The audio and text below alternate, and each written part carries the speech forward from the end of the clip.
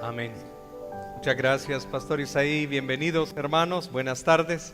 Damos gracias al Señor por este tiempo que Él nos ha permitido tener en esta semana, y gracias también por haberse acercado un poco, ¿verdad?, para estar más cerca unos con otros. Quisiera saber en esta noche si hubiera una persona que está por primera ocasión con nosotros, si hubiera alguien que está por primera vez. Me gustaría pues saludarlo en nombre de la iglesia. ¿Habrá alguien que esté por primera vez esta noche que nos pueda levantar la mano ahí donde está para darle una palabra de bienvenida? Bueno, parece que todos somos de casa, así que con eso voy a poder hablar con mayor libertad, ¿verdad? Para algunas cosas importantes también que vamos a tener en esta noche. La imagen que ustedes ven allí corresponde justamente a la ciudad de Jerusalén en la actualidad. Allí ustedes pueden ver el Domo de la Roca, que está precisamente en esta zona, que es una mezquita musulmana, un templo de adoración musulmán. Pablo, dile a ellos que allá, y así tú escuchas el monitor, por favor. Gracias. De esa manera, ¿verdad?, en este lugar es donde se desarrolló precisamente todos estos eventos que hemos estado viendo en esta semana. Y la última semana, ese día desde el sábado, domingo, lunes, martes, miércoles, jueves y viernes, es lo que hemos querido retomar en esta semana. La intención de retomar un esfuerzo en Semana Santa y en el mes de abril de manera específica, uno es para que nuestra fe sea fortalecida, pero también para tener la oportunidad de compartir con otros el Evangelio de nuestro Señor Jesús. Esto es parte siempre importante que debe movernos en todo lo que nosotros hacemos. Fue precisamente en esta ciudad donde el Señor pasó esa última semana. En las noches Él viajaba hasta Betania, pero durante el día permanecía en esas inmediaciones. Y aquí de frente en el centro nosotros vemos el muro de los lamentos, que es ese muro en el cual se van a poner peticiones de oración hasta el día de hoy, esperando la venida del Mesías por los judíos ortodoxos. Quiero darles un repaso breve y rápido de lo que el Señor Jesús hizo en esa semana. La última semana de Jesús. Lo primero que nosotros tuvimos allí fue la entrada triunfal el día domingo. El Señor cumple la profecía de Zacarías 9:9, y Pastor Isaí nos estuvo hablando, ¿verdad?, el día después de esa entrada triunfal del día lunes, pero ese es el que nosotros conocemos como el Domingo de Ramos, cuando se tomaron palmas y se ponían justamente en el camino y se gritaba al Señor Hosana, ¿verdad? Y el pastor Isaí nos compartía de esa recepción que le habían dado el día domingo. Hosana al Hijo de David, bendito el que viene en el nombre del Señor. Y ahí el Señor estaba cumpliendo esa profecía. La gente le reconoció como el Hijo de David, como un rey. Lucas menciona que los fariseos reprendieron a la gente, le decían: cállense, no digan eso, porque los fariseos, los escribas, los estudiosos de la ley, sabían que lo que estaban reconociendo era a Jesús como el Mesías, como el ungido, como el Hijo de Dios, y ellos eso no lo creían, ellos no creían eso, y por eso callaban a la gente. Y Jesús les dice: si la gente calla, las piedras gritarían. Marcos 11:11 menciona que Jesús y sus discípulos se retiraban a Betania cada noche de la semana. Por eso sabemos que ellos no dormían allí. Betania era una ciudad cercana e iban a la casa de Lázaro, Marta y María. Allí es donde ellos dormían cada noche. El día lunes es conocido como el día de autoridad. Pero ¿qué fue lo que registran los evangelios y qué fue lo que el Señor Jesús hizo? Una de las cosas que hizo ese día fue maldecir a la higuera estéril, la higuera que no daba fruto. Eso fue lo que hizo el Señor en este día. y la higuera era un símil de Israel. Siempre en el Antiguo Testamento la higuera se compara al pueblo de Israel. Y lo que el Señor Jesús estaba expresando es que Israel era como esa higuera. Era un pueblo escogido, era un pueblo llamado, era el pueblo de Dios, pero no había dado frutos hasta ese momento. Maldiciendo la higuera, anticipaba la destrucción eventual del templo y Jerusalén. El Señor Jesús mostraba su autoridad a través de este milagro. Y es el único milagro donde se opera una destrucción en lugar de una sanidad o reconstrucción. Luego el Señor Jesús limpia el templo y echa fuera a los cambistas. Y el pastor Isaí compartía esto el día lunes precisamente, hablando acerca de cómo los cambistas fueron echados del atrio de los gentiles. Y probablemente es porque esto impedía la entrada de los gentiles a acercarse al Señor, porque estaba ocupado eso por los cambistas y habían hecho un negocio también de la religión. Cosa, ¿verdad?, que el Señor aborrece y que Él no espera que suceda. Y muestra una vez más su autoridad.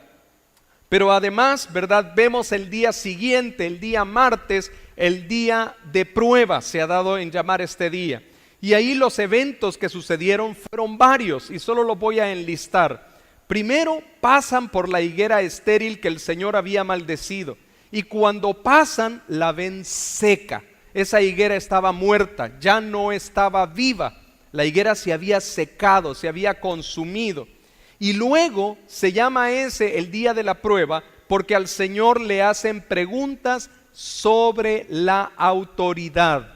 Le preguntan a Él de dónde venía su autoridad, con qué autoridad hacía Él estas cosas. Y querían ver señales, querían ver pruebas de que Él tenía esa autoridad. Y el Señor no contesta las preguntas que le hacen en ese día.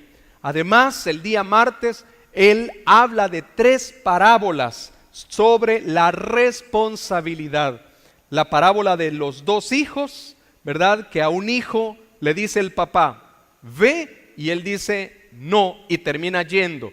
Y al otro le dice ve, le dice sí, pero no va. Y habla de la responsabilidad de esos hijos. La parábola del siervo malvado, la parábola de la boda y el banquete. El Señor estaba hablando con autoridad y diciendo claramente cómo el pueblo de Israel no había respondido, su liderazgo no había reconocido la visita del Mesías y por eso ahora iba a trabajar también con los gentiles. Luego ese día martes se da aquel texto de la pregunta sobre el tributo a Roma. Es cuando el Señor dice aquella frase célebre, dad al César lo que es del César y a Dios lo que es de Dios. Además el martes hay una pregunta sobre en el matrimonio en el cielo. Es cuando llegan los saduceos que no creían en la resurrección y le hablan de un hombre, ¿verdad?, que tenía una esposa y muere ese hombre y esta esposa llega a estar con los 6 hermanos de ese hombre, porque la costumbre era que si moría el esposo y no dejaba descendencia, debía casarse con el hermano. Y así se casa con los 7. Y le preguntan al final, en el día de la resurrección, ¿de quién será esposa?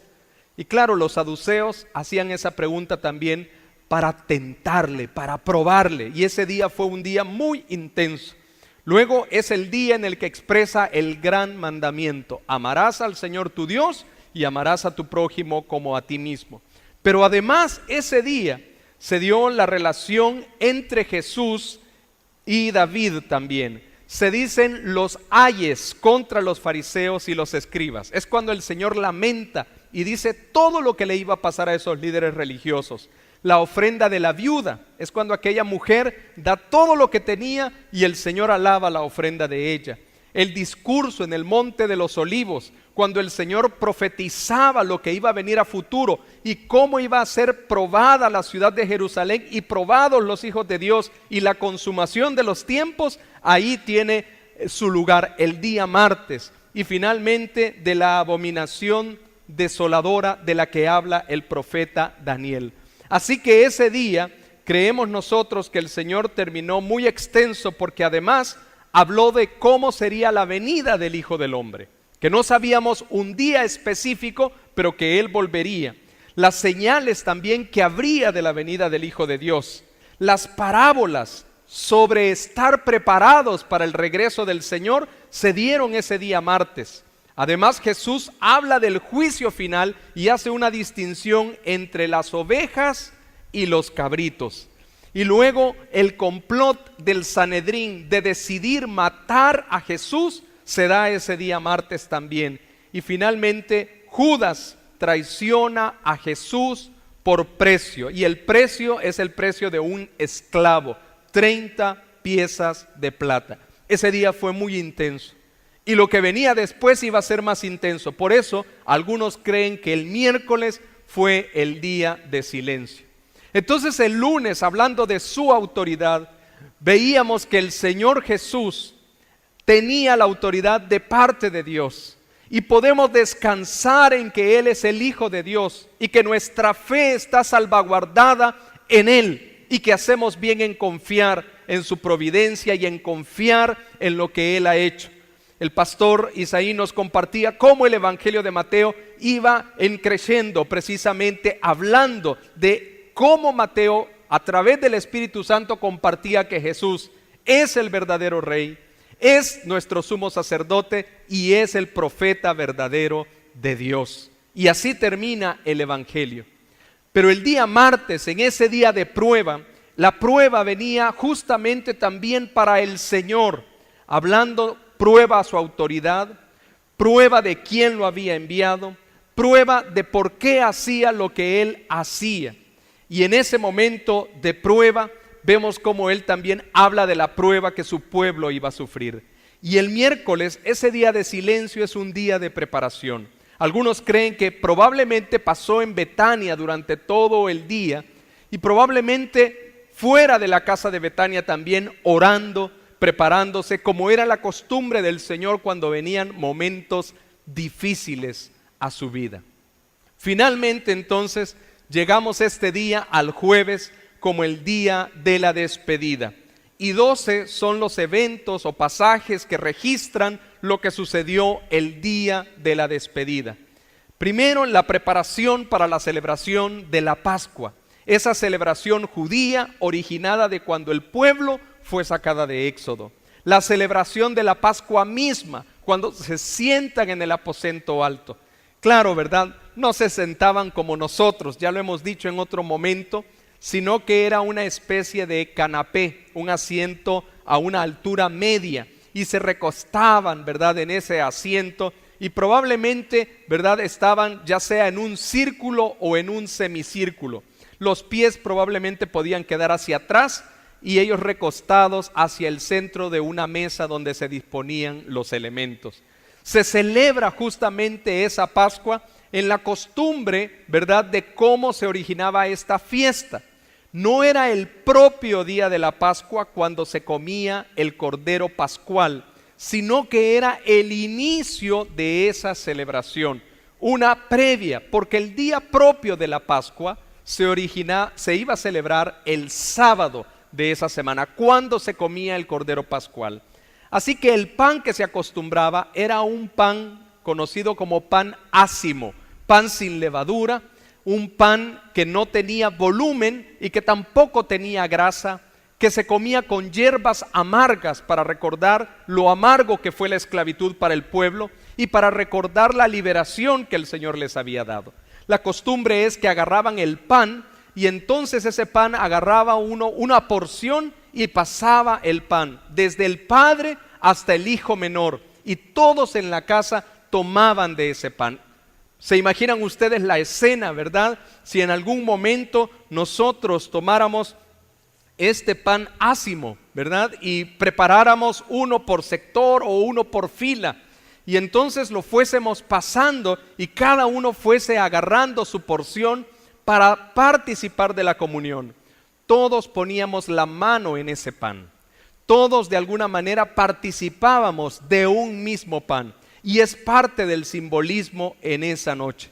Pero también la celebración de la Pascua incluía 4 copas de vino que ellos tomaban en esa noche en diferentes momentos. Claro, estas son las copas de ahora, ¿verdad? No tengo un cáliz como el que probablemente representaba allí, que era uno de madera. Y no se preocupen, que es el mismo jugo de la uva que todos vamos a tomar, no es nada especial, ¿verdad? En ese sentido, ese cáliz, esa copa, era una copa grande. Y en la mesa, en el lugar donde estaban, todos bebían de la misma copa. Todos bebían de la misma copa. Y es como que preparáramos copas, ¿verdad? Y dijéramos, bueno, vamos a tomar todos de la misma copa en esta fila, ¿verdad? Y todos en esa y todos en esta. Pues obviamente, ¿verdad? Por esquemas nuestros, muy occidentalizados, muy acostumbrados a lo individual, no lo vamos a hacer así. Pero esta noche nos vamos a acercar un poquito a ello.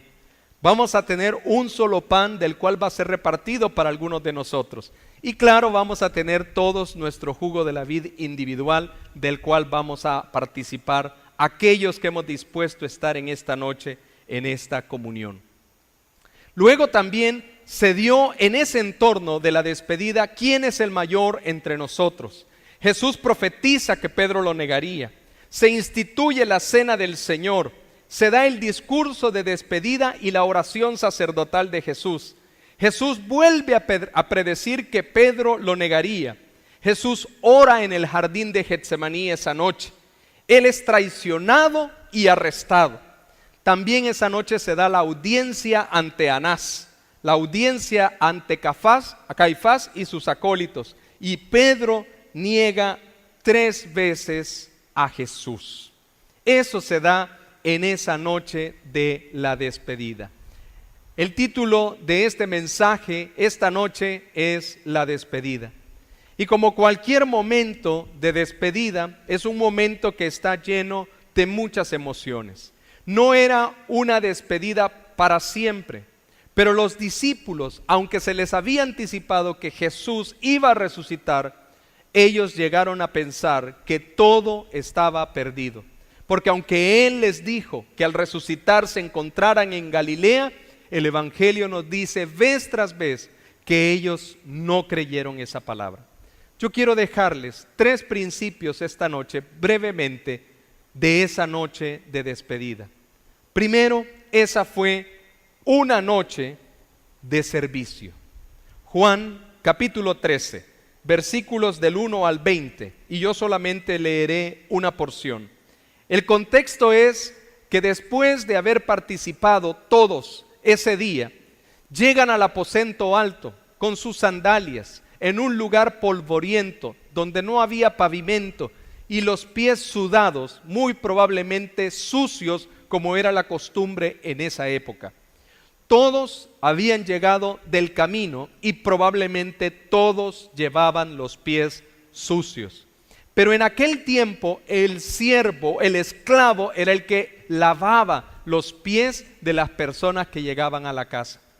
Ninguno de ellos se preocupó por hacer lo que era la costumbre, limpiar a la persona antes de participar de los alimentos para que pudiera estar limpio, para que pudiera estar presentable al momento de sentarse a la mesa.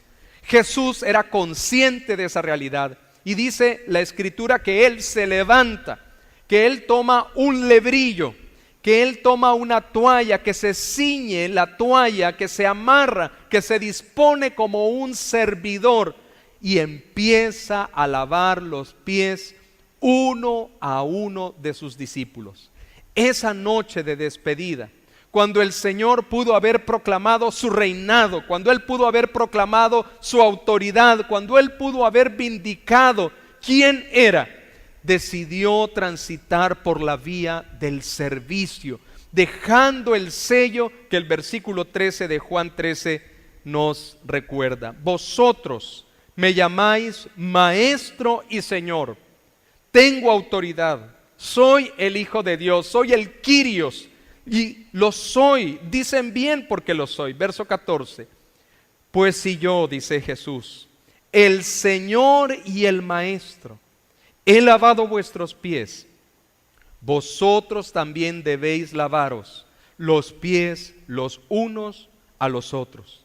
porque ejemplo os he dado, para que como yo os he hecho, vosotros también hagáis.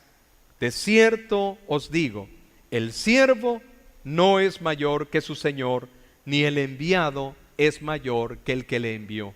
Jesús entonces estaba dando no solo una lección, estaba dando un ejemplo y estaba modelando para sus discípulos, para nosotros, que cada vez que nosotros nos encontramos y participamos de la comunión, es una oportunidad de servirnos por amor los unos a los otros. Ese es el sello distintivo de nosotros como pueblo de Dios, el servicio por amor los unos a los otros. Por eso es tan importante que cada vez que recordamos la muerte del Señor y anunciamos su regreso, recordemos que esa noche en que fue instituida esta ordenanza es una noche de servicio y debemos renovar nuestro compromiso y nuestro pacto de servir a los demás. Pero además, esa no solo fue una noche de servicio, también fue una noche de victoria. Como ustedes han visto, tendríamos mucho que decir de estos pasajes, pero he escogido 3 que he querido compartir brevemente con ustedes esta noche. Juan capítulo 16, versículo 25 dice: estas cosas os he hablado en alegorías. Todo esto está en el entorno del aposento alto, en el entorno de la cena, de la despedida. La hora viene cuando ya no os hablaré por alegorías, sino que claramente os anunciaré acerca del Padre. En aquel día pediréis en mi nombre, y no os digo que yo rogaré al Padre por vosotros, pues el Padre mismo os ama, porque vosotros me habéis amado y habéis creído que yo salí de Dios, salí del Padre y he venido al mundo. Otra vez dejo el mundo y voy al Padre. Y le dijeron sus discípulos: he aquí ahora hablas claramente y ninguna alegoría dices. Ahora entendemos que sabes todas las cosas y no necesitas que nadie te pregunte. Por esto creemos que has salido de Dios. Jesús les respondió: ¿ahora creéis? ¿Ahora que estoy por irme? ¿Ahora que estoy por morir? Jesús les respondió, verso 32. He aquí la hora viene y ha venido ya en que seréis esparcidos cada uno por su lado y me dejaréis solo. Mas no estoy solo, porque el Padre está conmigo. Estas cosas os he hablado, para que en mí tengáis paz. En el mundo tendréis aflicción, pero confiad, yo he vencido al mundo. El Señor Jesús en esa noche, cuando Él sabía que era la antesala para ir a la cruz del Calvario, Él les dice a sus discípulos: aunque me dejen, no estaré solo, el Padre estará conmigo. Y quiero decirles algo más: confíen porque yo he vencido al mundo. Pero Él no ha resucitado todavía. Él no ha pasado la muerte y va hacia ese sacrificio tan cruento que Él pasó. Y Él les dice: esta es una noche de victoria, es una noche en la cual deben recordar que lo que he venido a hacer al mundo es darle victoria sobre el mundo. Vivimos en una época donde nos toca enfrentar distintas pruebas y dificultades.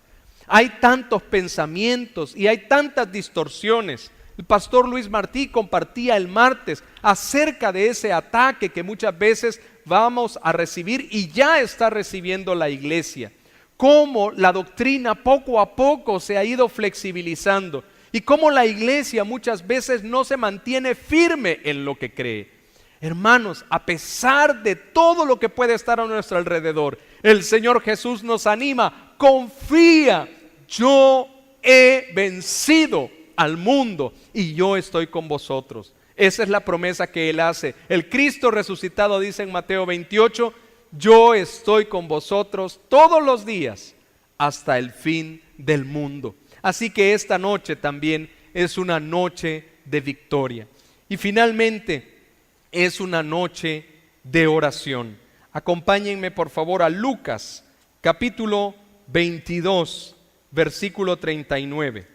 Solo les leo Juan 18:1. Dice: habiendo dicho Jesús estas cosas, salió con sus discípulos al otro lado del torrente de Cedrón, donde había un huerto en el cual entró con sus discípulos. Después de la cena, después de haber orado por sus discípulos, la oración en Juan 17, después de todo lo que tuvo en ese entorno, el Señor sale con sus discípulos y se va al huerto del Getsemaní. Y antes de ser entregado para pasar todo el sufrimiento al Señor Jesús, lo último que lo vemos haciendo es orando.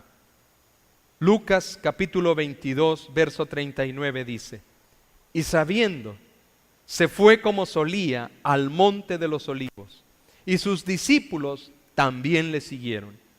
Cuando llegó a aquel lugar, les dijo: orad, que no entréis en tentación. Hermanos, es importante que nosotros estemos en comunión con el Señor, pero que estemos conscientes que hay tentaciones a las cuales nosotros somos expuestos.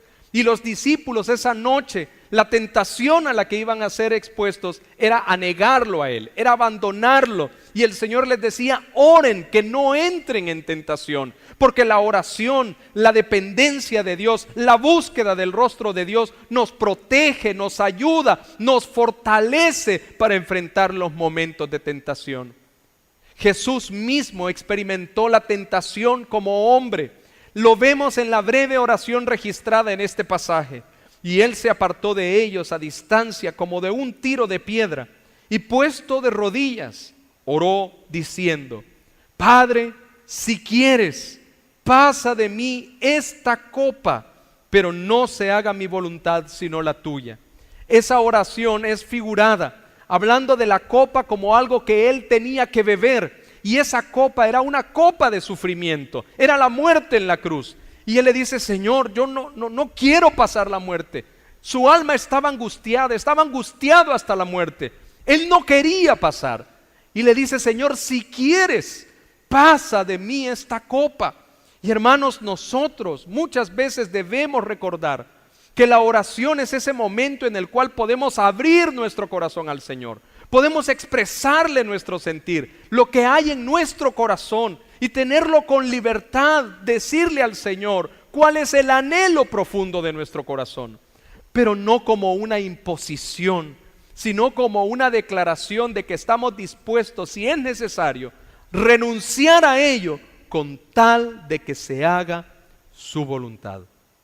Y eso fue lo que el Señor oró constantemente en esa noche. Y dice el verso 43: y se le apareció un ángel del cielo para fortalecerle. Vean ustedes cómo el Padre sabía la angustia en la que Jesús estaba. Y si alguien entiende lo que significa estar en angustia ante un momento difícil que vamos a pasar, ese es nuestro Señor Jesús. Pero el Padre no lo dejó solo, envió a un ángel, y dice que envió a ese ángel para fortalecerle. No dice quién habrá sido, si el arcángel Miguel, si habrá sido Gabriel, ¿verdad? O si fue un ángel, pero la misión sí era concreta, era específica. Lo envió para fortalecerlo, y eso es lo que hace la oración.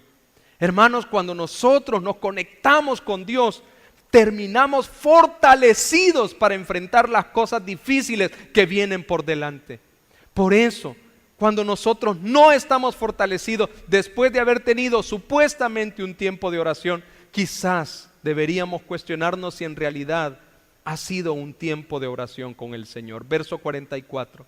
Y estando en agonía, oraba más intensamente, y era su sudor como grandes gotas de sangre que caían hasta la tierra. Cuando se levantó de la oración y vino a sus discípulos, los halló durmiendo a causa de la tristeza.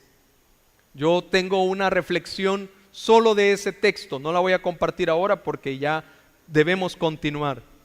Pero hermanos, ¿cómo me identifico con los discípulos en ese texto? Encuentra a los discípulos no orando para no entrar en tentación. Los encuentra en ese momento durmiendo. Y yo no sé cuánto es lo más que usted ha aguantado en una oración. Si usted en algún momento lleva, ¿verdad? Y dice, no, pues yo he orado fácilmente 1 hora y no me duermo, ¿verdad? Estoy concentrado, me conecto con el Señor. ¿Saben lo que decía Hudson Taylor? Que para él orar 1 hora era empezar a experimentar la presencia de Dios. Un hombre que oraba de 3 a 4 horas diarias. Y nosotros podremos decir, es que no había redes sociales, no había televisor, no había la complejidad de vida que nosotros tenemos. Pero hermanos, el Señor Jesús nos modela que antes de partir de este mundo, estando en angustia, lo último que hace es buscar el rostro de Dios. Y eso debemos hacer constantemente. Dice entonces al final el verso 46, y les dijo, ¿por qué dormís? Levantaos y otra vez y orad, que no entréis en tentación. Debemos velar constantemente que no entremos en tentación. Hay muchas cosas, hermanos, tan fáciles para entrar en tentación. La Biblia habla de pasiones que batallan contra nuestra propia alma. Nuestra propia carne nos sirve de tropiezo para entrar fácilmente en tentación. Hay circunstancias externas, cosas que otros nos hacen, filosofías a las que estamos expuestos. Es propenso para nosotros entrar en tentación. Ánimo, debemos recordar que esa noche también no solo fue una noche de servicio, fue una noche de victoria, pero también fue una noche de oración. Y que nosotros podamos retomar del Señor Jesús ese ejemplo para velar por aquellas necesidades que su iglesia, que nuestras personas, que nuestras familias tienen al día de hoy, y orar para que no entremos en tentación. El día de mañana cerramos este esfuerzo haciendo una invitación para participar de esta obra de teatro en el Teatro Presidente que se titula La Pasión de Cristo. No es un musical, aunque contiene música, pero es una obra que lleva diferentes escenas, que tiene un costo y que va a ser dada de 7 de la noche en adelante. Si por alguna razón no pueden ir el viernes, se va a estar dando funciones también el sábado y el día domingo. Hermanos, lo que queremos con esto no solamente es recobrar el sentido de lo que el Señor hizo la última semana que estuvo acá, sino también que nuestra fe sea fortalecida y que cuando tengamos amigos, hermanos, cercanos, con los cuales podamos compartir la palabra, compartamos el verdadero sentir de esta semana. Muchos de nosotros probablemente ya tenemos planes para ir a vacacionar, cuando quizás deberíamos retomar planes también para hacer una búsqueda genuina de Dios. Tener en tiempo en familia es muy importante, pero buscar en familia al Señor es todavía mucho más productivo. Invertir en estar en la presencia de Dios con los hermanos y crecer juntos en la fe, hermanos, nos prepara para las grandes batallas que estamos enfrentando. Ustedes saben que los divorcios entre creyentes son ya una pandemia. No es algo excepcional, no es algo esporádico. Aún personas que se dicen creyentes están optando por el divorcio como una opción para resolver sus problemas matrimoniales. ¿De dónde vamos a tener la fuerza si no estamos en comunión con el Señor? El pastor Gabriel decía anoche, todo tiene su tiempo y todo lo que se quiere debajo del cielo tiene su hora. Hermanos, hay tiempo para la familia, hay tiempo para descansar, hay tiempo para buscar a Dios. Y debemos hacer cada cosa en su momento, antes que venga la necesidad y no tengamos las fuerzas, el recurso necesario para enfrentar la dificultad. Que Dios nos bendiga, hermanos, y que podamos seguir adelante siendo testigos del Señor y del sacrificio que Él vino a hacer en la cruz. Oramos.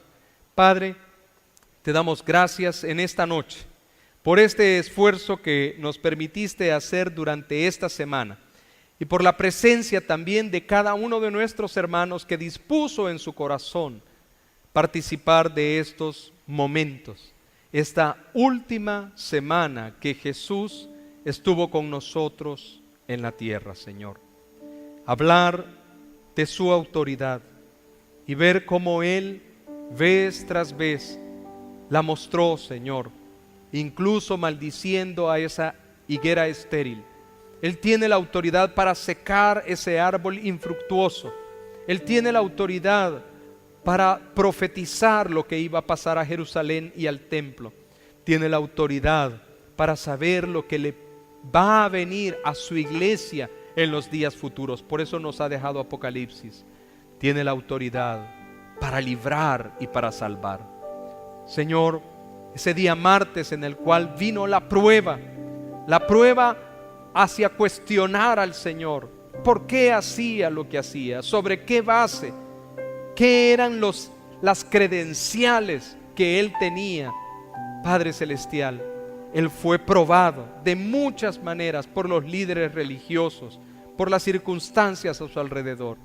Pero tú, Padre Celestial, lo sacaste adelante porque es tu Hijo, es nuestro Señor y Redentor.